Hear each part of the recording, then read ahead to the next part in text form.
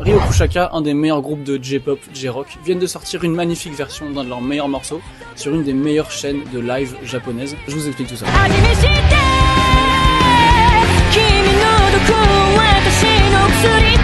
Si vous êtes un habitué d'ici, vous devez peut-être avoir déjà vu les vidéos qu'on a fait sur Ryokushokushakai, un groupe de J-pop, J-rock japonais trop cool. Et en fait, j'avais notamment fait une vidéo sur le morceau Hanani Natte, qui était pour moi un des meilleurs morceaux de 2023 et qui est honnêtement un des morceaux que je préfère au monde. Et également, il y en a peut-être qui se souviennent qu'on a aussi parlé de The First Take, qui est une chaîne de live au Japon, des lives en studio, dont le concept c'est d'inviter des groupes à faire une prise pour un morceau. Ils publient toutes les semaines avec plein d'artistes formidables, et Ryokushokushakai, et c'est leur 4e passage sur cette chaîne, parce que vous l'aurez compris, il y a 3 jours à peine, ils sont repassés chez eux pour jouer justement Hanani Natte. Et ça tue, voilà, je pouvais pas passer à côté de l'occasion d'en reparler, parce que simplement la version live elle déboîte.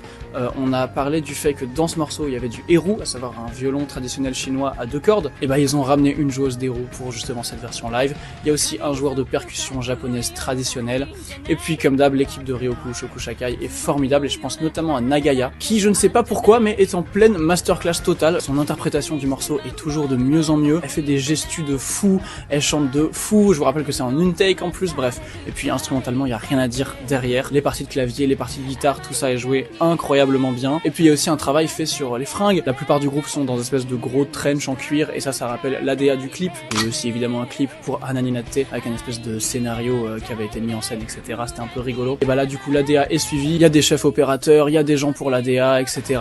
Ils ont des maquilleurs, ils ont des gens pour je pense les fringues, etc.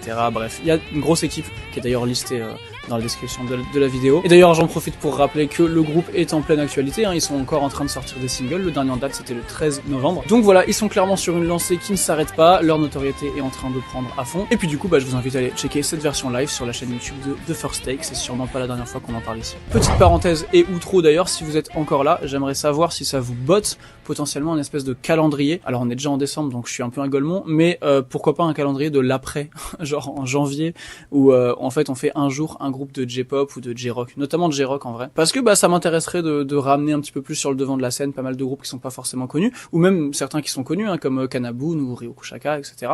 Donc voilà, dites-moi si ça pourrait vous intéresser. Sinon j'ai déjà des playlists Spotify qui sont prêtes et des trucs comme ça, si jamais ça vous intéresse que je vous envoie ça, n'hésitez pas. Globalement dites-moi ce que vous aimeriez voir sur cette chaîne par rapport à la musique et à la culture japonaise de manière générale, ça m'intéresse. Et puis voilà, prenez soin de vous, bisous, ciao.